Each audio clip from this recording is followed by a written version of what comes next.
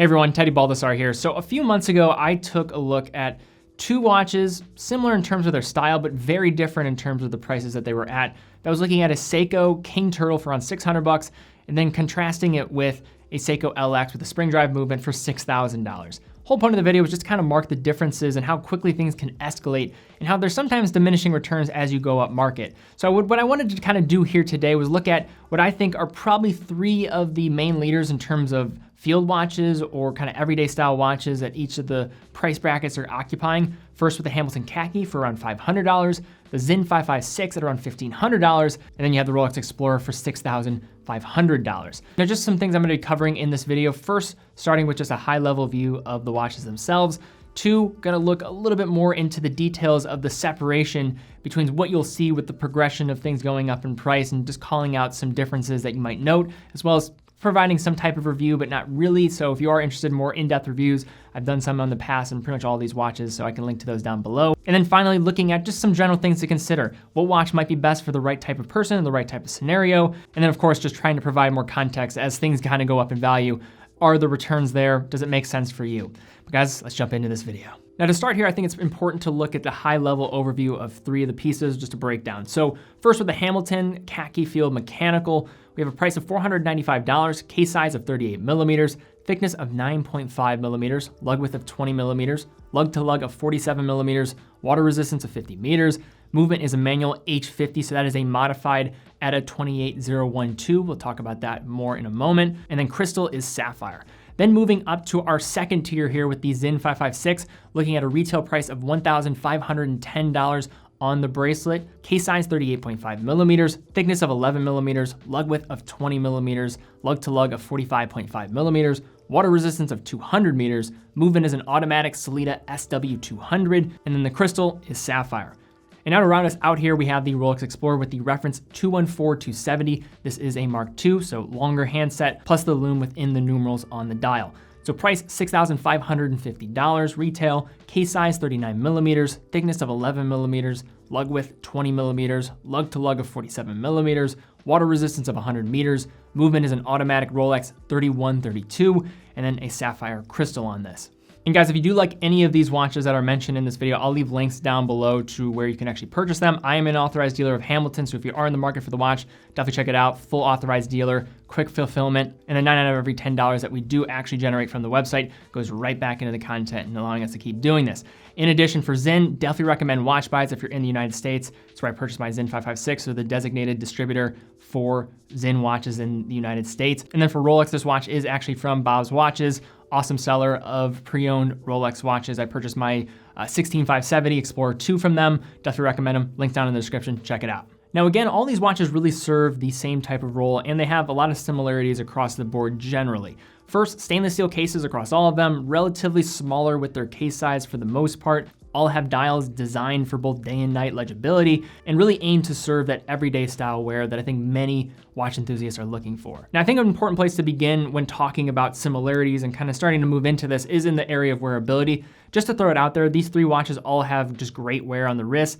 And as I'm going through these points, I am going to be harder on the more affordable option, but don't see that as, again, a sign that it is anyway a bad watch. Just pointing out the differences of things that you will see as you start going up in price. The classically styled Hamilton Khaki Field Mechanical comes in at a highly wearable 38 millimeter case, slim 9.5 millimeter thickness as a result of the manual wound movement within, and of the three, has the most sizable lugs in comparison to the width of the case, extending out the lug to lug distance of 47 millimeters, ultimately making it wear closer to that of a 39 to 40 millimeter case. Moving on to the Sinn 556i, the black dial variant of the Sinn 556 family, it comes with the smallest case architecture of the three while wearing more true to its proposed case dimensions. With its 38.5 millimeter case, still reasonable thickness of 11 millimeters, and a lug to lug of just 45.5 millimeters, this certainly offers legibility and solid build construction in a smaller but mighty package. Then finally looking at the Rolex Explorer, it comes in being the largest of the bunch with its 39 millimeter case, lug to lug of 47 millimeters, and a nice thickness of 11 millimeters. While this is no means a flashy piece by Rolex standards, there is going to be little question of which of these three watches draws the most attention.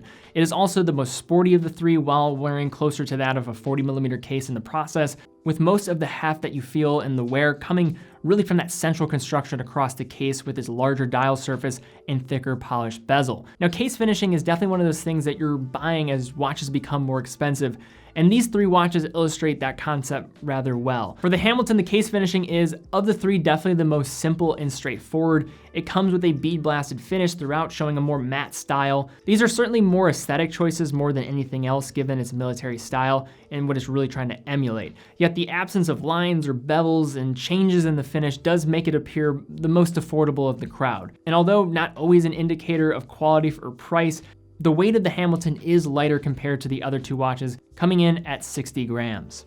As we jump up to the next price tier of $1,500 with the Sinn, the upgrades with the case are not necessarily felt immediately, especially given the price being 3 times the amount of the Hamilton for this bracelet version. The 556 case sports a consistent satinized finish, appealing to many of the same aesthetics as the Hamilton, but for alternative reasons. The casing has the same muted line architecture that is rolled off like that of the Hamilton, with a bit more stepping on the case in the bezel. Where the Sinn really starts to show its improvements are really when you're looking at the crown. Now, the case brings forth more construction in the shape with its inclusion of crown guards, but mostly with its crown design. It both looks and feels more premium with its ridges on the crown for grabbing hold, and even more with its activation when unscrewing, as the threading, despite being hidden from view, is exceptional for a watch of this style and especially at this price. Yet the most significant, I think, jump here or sign of increase in quality is when looking at the bracelet, which comes at a $300 premium. So that is by no means insignificant when you consider that $300 is 3/5 of what the cost of the entire Hamilton watch is here. But as they say, you're getting what you pay for here. As you'd expect, this H-link style bracelet comes with a satinized finish that matches the 556 case, and the links are thick in their construction. They articulate well and integrate seamlessly with one another. Each of the adjustable links can be independently removed using hex screws and meet at a clasp with a fold-over lock equipped with several points of micro adjustment and a diver pilot extension. This particular clasp is bulky and a bit clumsy in comparison to the later mentioned Rolex, but the bracelet as a whole more than makes up for it in other aspects and is no question substantial, as the bracelet with all its links is going to make this 556 outweigh the Explorer with a weight of 140 grams.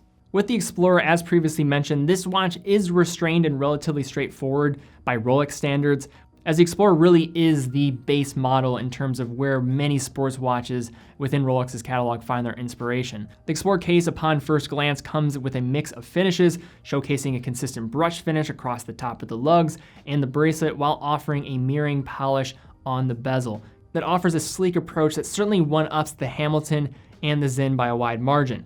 The jump in quality and feel of the crown is similar to what we experienced moving from the Hamilton to the Sinn, here separating itself even more, offering a slight shimmer just under the appropriate amount of light, and offering some of the best crown engagement in the business, while sealing with ease thanks to Rolex's famous gasketed screw-down crown design. Moving to the bracelet, the Oyster style bracelet really sets the standard for what a luxury sports watch bracelet should be. The bracelet beautifully pairs with the case with its solid end link, features an iconic 3-link style, offering incredible breathability and comfort with screwed-in links, and meets at the underside with an excellent signed clasp. Where Sinn's clasp faltered a bit with being, I would say, clumsy, the Rolex shines with a refined yet significantly structured clasp, which is signed and features a secure locking system that is of a completely different class as a result of its snappy and responsive design. Within the clasp, though, it also showcases Rolex's EasyLink system, offering 5mm of tool-free adjustment when needed. Now, given that all of these watches are really going for high legibility and not trying to be too overly complicated, I think the differences here in terms of jumps of quality as we move into the dial are going to be a little bit more subtle, and I think that's where the assistance of a macro lens is going to come into play here. Now, the area of the dial is really where I think the Hamilton punches close to the finishing of the Sinn. It has a blasted surface, offers high legibility with its white numerals printed on a matte black background, and is also paired with lume in a faux lumed color. That works better in this instance than I would say usually, but considering the focus of this timepiece, I think it's actually very well done. The hands are well executed, the markings are well done, and overall I think it creates a very clean package that punches, I think, even above its weight. Now, one of the leading attributes of the Sinn in this case of looking at the dial design is actually a part of the watch that is not part of the dial surface itself, but with the crystal. Now, unlike the other pieces, the Sinn does feature 2 layers of anti-reflective coating. One is going to be on the inside of the crystal, the other is going to be on the outer side. This helps completely rid of any reflections, and at certain angles, it will even make this crystal appear like it's not even there. This is not all positive though, as it will create the chance of scratching on the outer layer of the crystal given the coating on the outside. I believe though, of the trio, the Sinn is probably the one that suffers the most in terms of the finish in the dial department, as I don't think you're gonna see a great leap at all compared to that of the Hamilton. It is important to note that this is the printed dial variant, and there are others such as the Sinn 556IB that offers applied markers that do elevate the look quite a bit. The dial surface is of a high gloss finish, which does give the model a bit of a more premium look and offers a nice contrast from the satinized case, but certainly less of a jump up when it comes to the other aspects. Now for Rolex, let's start with the obvious. The Explorer dial is an icon of watch design. It is copied endlessly and is a source of inspiration for dozens, if not hundreds of watches out there on the market, including the mighty Submariner with some of its early references. Now the level of finishing on this watch is simple, yet well done. The glossy black dial surface sets the stage for, I think, the main areas where you will just see the price jumps taking place. The applied white gold indices that rise from the dial offer a bit of a more three-dimensional immersion into the dial landscape, while offering laser sharp printing of the dial text. In addition, the hands and markers are filled with Rolex proprietary chromalite luminescent material, and of the trio is the most elegant with its handset despite feeling so familiar with its Mercedes style. Another point in the details is the engraved rehaut of the watch, a feature that was rolled out as a way to help counterfeiting, and since counterfeiters have now played the Uno reverse card and copied this as well, but regardless is a step towards upping the production of the timepiece, no question. When looking at the $500 realm of mechanical watches, you're most commonly going to be seeing off-the-shelf movements from third-party providers with little to no modifications taking place. From Hamilton, we actually have a very solid movement base for the money with the manual ETA 2801, but it also receives some modifications to the movement as well as changing the beat rate and the power reserve in the process. So as a member of the Swatch Group, Hamilton is going to have the benefit of being very cost effective in their access to movements, which really will help them separate from brands in the tier in which they occupy, as well as products that are even north of $1,000. The modified version of this movement, which Hamilton calls their H50, drops the beat rate of 28,800 vibrations per hour with the ETA base, and then brings it down to 21,600 vibrations per hour, which will allow a greater power reserve of 80 hours through maximizing the stored energy of the mainspring. Now this modification does lose the inclusion of regulator pins, making the job of regulating a bit more involved, but the movement is quite good for the price. And if you do want to stay true to the original field issue military style watches, the hand-wound movement inside here is certainly a bonus as well.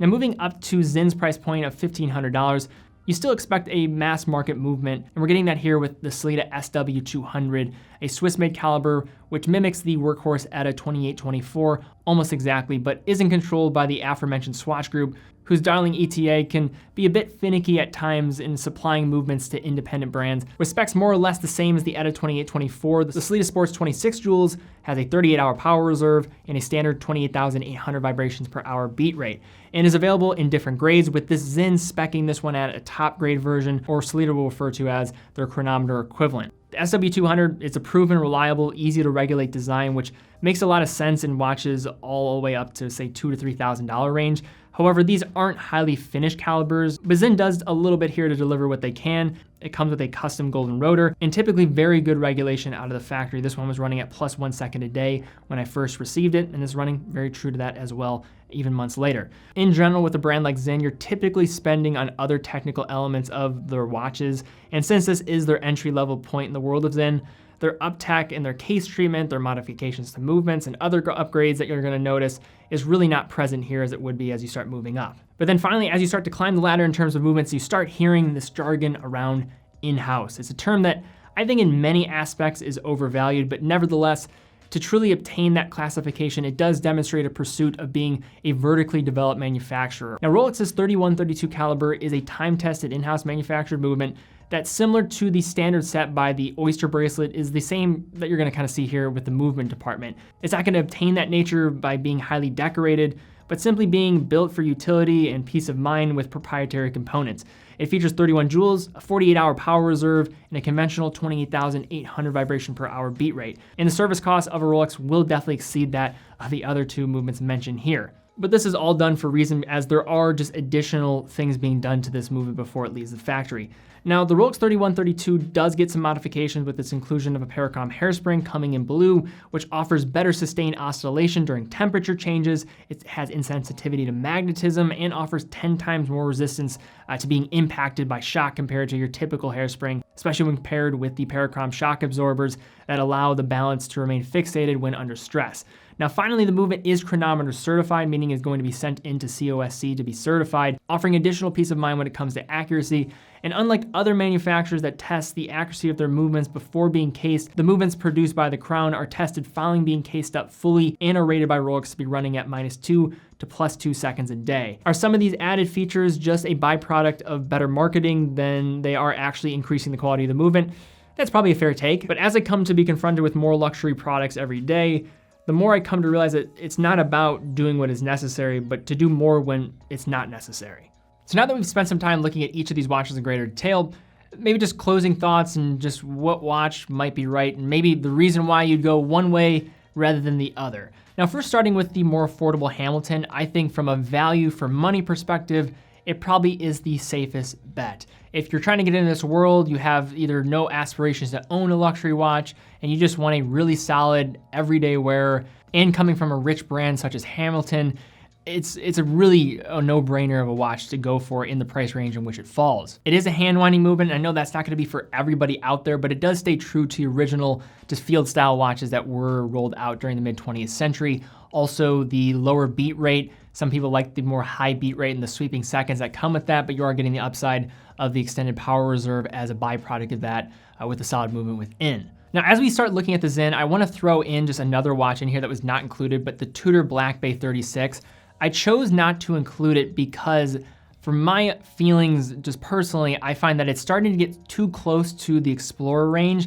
I think there is a greater separation as days go on with the Explorer prices starting to go up on the secondary market. It wasn't exactly, that whole point is not really the same as it was maybe a couple of years ago, but I do think it starts encroaching on what is going on with the Explorer in terms of where it falls for price that I don't know if it makes a lot of sense if you are aspiring to own an Explorer. I see a lot of people maybe seeing the Black Bay 36 as a great kind of substitute for that. And in that case, I think you always should save up for the more expensive model.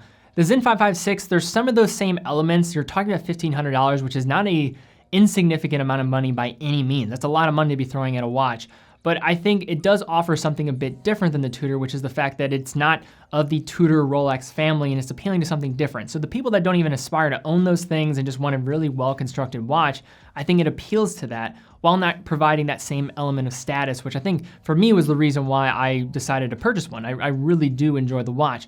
Also, it can take a beating, not that the Rolex can't, but should that Rolex take a beating? I'd much rather allow this thing to be an everyday wear and take on more daring scenarios than I would a Rolex Explorer that is, on paper, of course, a very suitable watch, but when you look at that price tag, you're like, hey, do I really want to beat this thing around like crazy? Which is unfortunate. And I think for some people is a point of consideration. And then when considering 200 meters of water resistance, you're also getting some added benefit there. Fairly solid movement within. Of course, it is just a standard Sellita, but I think you're getting the elevated grade and getting some great performance out of it. And then with that fantastic bracelet, I think you're getting a lot of the upside of going for, say, even a Tudor Black Bay 36 without the status, without a lot of that attached baggage at times, and doing it for a lesser price. Again, the Sinn 556 has gone up in price quite a bit in the last few years, which is unfortunate, and I don't think it's as good of a value as you would have seen maybe a few years ago, but still a fantastic watch for around $1,500. Definitely recommend getting it on the bracelet because the H-Link is quite solid despite a few shortcomings in some areas of it. Now with the Rolex Explorer, I think this is the epitome of a one-watch collection. This watch has you covered for every scenario. You need to go swimming with it, you can do it. You need to go explore, climb a mountain with it, you can do it. You can wear it to the office. You can wear it probably with even a suit with the right type of strap. I mean, this is an amazing watch for every different type of scenario. And honestly, if I was gonna recommend to somebody, if you had $5,000 to $10,000 to spend on a watch, you can just pick this up, leave everything else behind, and that could just be your journey into watches. It will have you covered for every scenario. And I also love the aspect that it is a Rolex watch. It will make itself known for the people that do know about watches, what it is, but it doesn't scream in your face like so many other models that Rolex creates. And I think that is sometimes the baggage that I affiliate with Rolex. The other aspect of it is Rolex always gives you the upside of changing your mind. If you do buy this watch, you're going to have your value there if you do decide to go in a different direction or part with it, which I think is something to consider. I don't like what's going on with Rolex and just the supply. I think it's absolutely grotesque and sick, and I don't think it's good for watches or collectors by any means. But if you can use it to your benefit, it is something certainly to note here. Again, I think all three of these are great watches to go for. I think they would be the leaders at each of these price tiers in terms of what I was looking for of watches of this style. You certainly can look at some other things from Seiko on the more affordable end, looking at the Alpinist collection as well as even the Sarbs, but I don't see that maybe of the same appeal as I would with this watch in terms of the Hamilton Khaki. For the Sinn 556, I think you can also look at the Damascos of the world. You can also look at some offerings from Oris as well in this range. And then at the more expensive range, you can look at the Railmaster as well as even maybe throwing in some Aquaterras that will serve some of the same purposes that I could see somebody going for the Explorer going at, but just being a bit different. So I'd love to see comments down below. What do you guys think of these three pieces? Which would be the one that you would go for? And if you did enjoy the video though, thumbs up, subscribe, hit the bell icon, really appreciate that. TeddyBaldassarre.com, full authorized dealer of all the brands we carry, 30 brands in our catalog, including brands like Hamilton, Oris, Nomos, Zenith, Tissot, Rado, and many, many more. Definitely check that out, link in the description. Also links to where to purchase the Sinn as well as the Rolex as well. And then finally, follow us on Instagram, stay up to date with the content. And in addition to that, definitely check out the review channel that we have as well, where we covered additional pieces as an authorized dealer to help with your research of what watch to buy next. But guys, thank you again so much for watching. Be well, and I will see you all very soon.